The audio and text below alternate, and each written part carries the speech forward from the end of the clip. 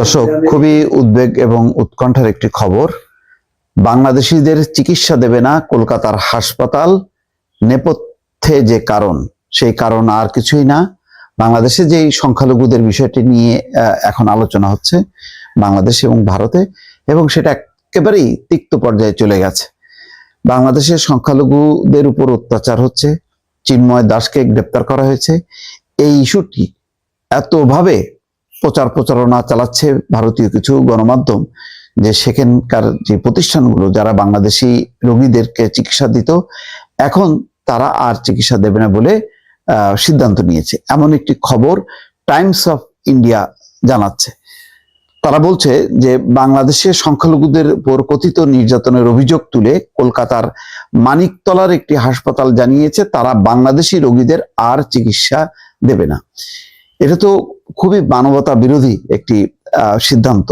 রোগীরা যখন কেউ অসুস্থ হয়, মানে সেটা যদি শত্রুপক্ষ হয়, তাকেও চিকিৎসা দেয়া হচ্ছে একটা মানবিক দায়িত্ব। এখন কলকাতার এই হাসপাতাল যে সিদ্ধান্ত নিয়েছে যে তারা চিকিৎসা দেবে না, এটা আমি জানি না, এটা তো একটা নজিরবিহীন ঘটনা। এই ধরনের সিদ্ধান্ত কিভাবে তারা প্রকাশ করে আর ভারতের কর্তৃপক্ষ এটা কিভাবে দেখছে, এখন সেটাই দেখার বিষয়। যে এন রায় হাসপাতালের একজন কর্মকর্তা জানিয়েছে বাংলাদেশিরা ভারতীয় পতাকার অবমাননা করেছে, এই জন্য এই সিদ্ধান্ত নেওয়া হয়েছে। তো বাংলাদেশ দূতাবাসের হাই কমিশনের সামনে তো বাংলাদেশের পতাকা অবমাননা করা হয়েছে, ডক্টর মোহাম্মদ ইউনূসের কুশপুত্তলিকা দাহ করা হয়েছে। তো এই ব্যাপারে বাংলাদেশ প্রতিবাদ করা হয়েছে। তো কিছু মানুষ করবে এই কাজগুলো এবং তার প্রতিবাদ করতে হবে, কিন্তু তাই বলে মানে কোনো হাসপাতাল চিকিৎসা দেবে না, এটা কি ধরনের অমানবিক সিদ্ধান্ত হতে পারে? এটা তো একটা নজিরবিহীন ঘটনা। হাসপাতাল কর্মকর্তা শুভাংশু ভক্ত ভারতীয় নিউজ সংস্থা পিটিআই কে গতকাল শুক্রবার বলেন, আমরা অনির্দিষ্টকালের জন্য বাংলাদেশি রোগীদের আর চিকিৎসা না করার সিদ্ধান্ত নিয়েছি, কারণ তারা ভারতের প্রতি অসম্মান জানিয়েছে।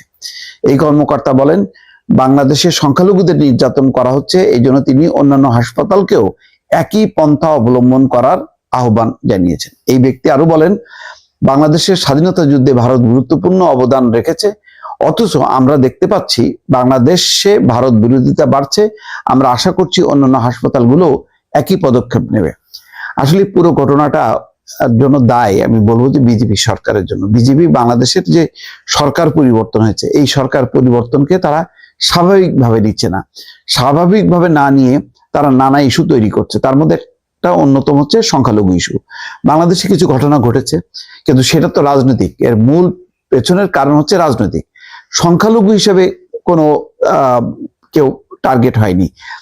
হিন্দু মুসলিম নির্বিশেষে রাজনৈতিক কার্যকরণের কারণে ভিত্তিতে কিছু পদক্ষেপ নিয়েছে, কিছু মব তৈরি হয়েছে তখন, এবং পরবর্তীতে আইন শৃঙ্খলা কর্তৃপক্ষ যাদের বিরুদ্ধে অভিযোগ আছে তাদেরকে গ্রেপ্তার করেছে। এখানে কোনো সংখ্যালঘু ইস্যুটা আসার কথা ছিল না, কিন্তু এটি খুব সুপরিকল্পিতভাবে, অর্থাৎ মূল বিষয়টাকে পাশ কাটিয়ে সংখ্যালঘু ইস্যুটাকে সামনে আনা হয়েছে। এবং চিন্ময় দাস সারা দেশব্যাপী যেভাবে সংখ্যালঘু সম্প্রদায় বিশেষ করে হিন্দুদেরকে সংগঠিত করছিল, উস্কানি দিচ্ছিল, এতে একটা সাম্প্রদায়িক পরিস্থিতি তৈরি হচ্ছিল।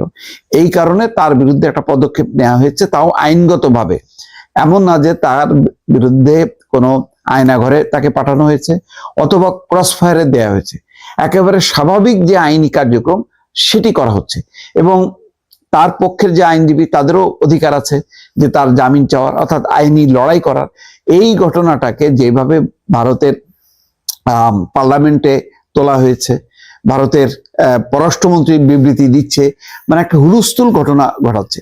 মূল কথা হলো যে এর পেছনের বিষয়টা হচ্ছে আন্তর্জাতিক সম্প্রদায়ের দৃষ্টি আকর্ষণ করা, যাতে 5ই আগস্ট যে আওয়ামী লীগের যে পরাজয়, সেই পরাজয়টা ভারত মনে করে তাদেরও পরাজয় হয়েছে, সেই পরাজয়ের প্রতিশোধ নিতে তারা নানা রকম ইস্যু তৈরি করছে। এবং এইটা এমন ভাবে তারা প্রচার প্রপাগান্ডায় লিপ্ত হয়েছে যে বিভিন্ন এই যে হাসপাতালগুলো মানবিক কারণে শত্রু মিত্র নির্বিশেষে সবার চিকিৎসা যেখানে নিশ্চিত করার কথা, এখন তারা সিদ্ধান্ত নিচ্ছে যে বাংলাদেশি রোগীদেরকে তারা চিকিৎসা দেবে না। এর চেয়ে দুর্ভাগ্য আর কিছু হতে পারে না। দর্শক, ভালো থাকবেন। আল্লাহ হাফেজ।